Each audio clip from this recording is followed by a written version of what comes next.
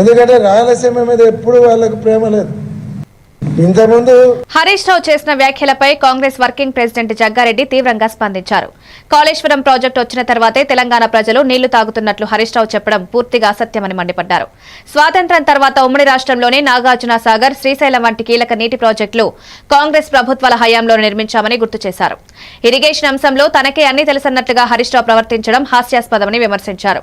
10 ఏళ్ల బీఆర్ఎస్ పాలనలో సాగునీటి రంగంలో గొప్పలు చెప్పుకున్నప్పటికీ రైతులకు నిజమైన న్యాయం జరగలేదని ఆరోపించారు. ప్రాజెక్టుల పేరుతో కోట్ల రూపాయలు ఖర్చు చేసినా రైతుల క్షేత్రాలకు తగినంత నీరు అందలేదన్నారు.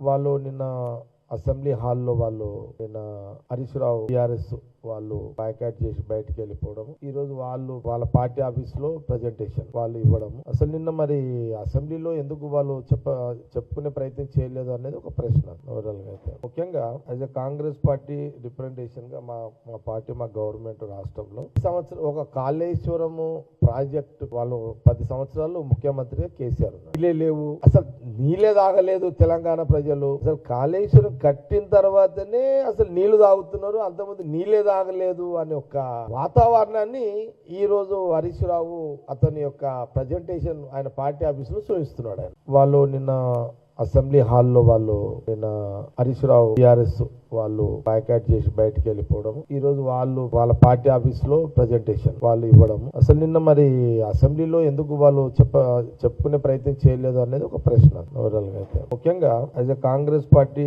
రిప్రజెంటేషన్ గా మా పార్టీ మా గవర్నమెంట్ రాష్ట్రంలో సంవత్సరం ఒక కాళేశ్వరము ప్రాజెక్ట్ వాళ్ళు 10 సంవత్సరాలు ముఖ్యమంత్రిగా కేసీఆర్ నీళ్ళే లేవు, అసలు నీళ్ళే తాగలేదు తెలంగాణ.